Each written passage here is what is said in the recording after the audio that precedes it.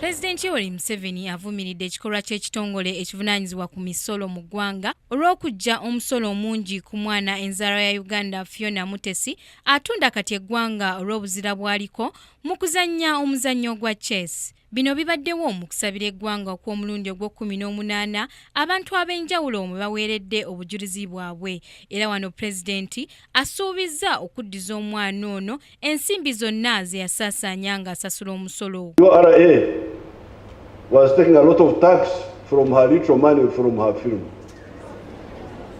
So shame on URA.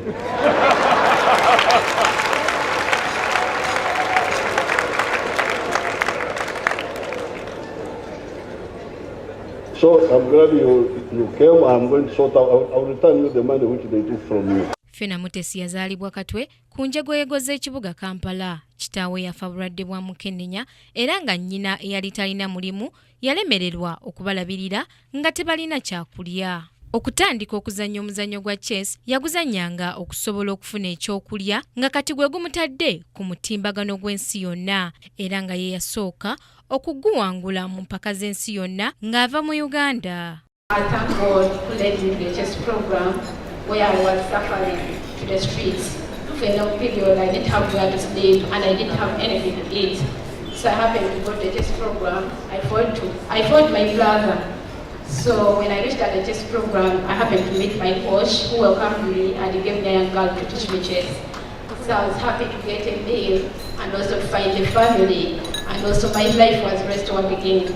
I lost hope in my life, but that's the time when I started my life again. President era ategeezezza nga bwe yali yatandikawo okusaba kuno mu ggwanga mu 1998 era n'alambika bulungi nga Katonda bwe yamukolera ekyamagero bwe yali anaatera okutuula ebibuuzo bye eby'essiniya ey'omukaaga bwe yasobola okutunda ente ye mu kaseera akazibu ddala. President era ayongeddeko nga Katonda bwe yamusalirawo ku nsonga ya Chris Lwakasiisi kkooti zonna mu ggwanga bwe zaali zaamussaako ogw'okufa. At that time my father had given me my own cows.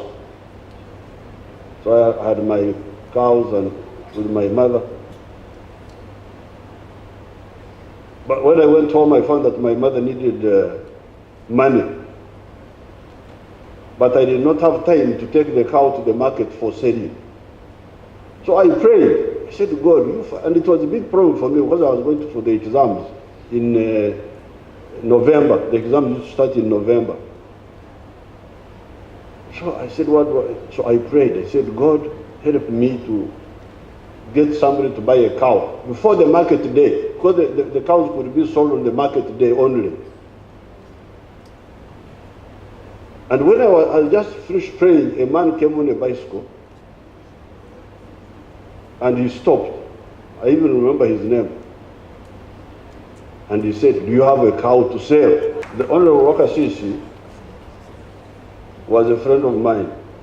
He was arrested and condemned to death by the courts, all the courts. And I prayed, I said, what do I do with this issue?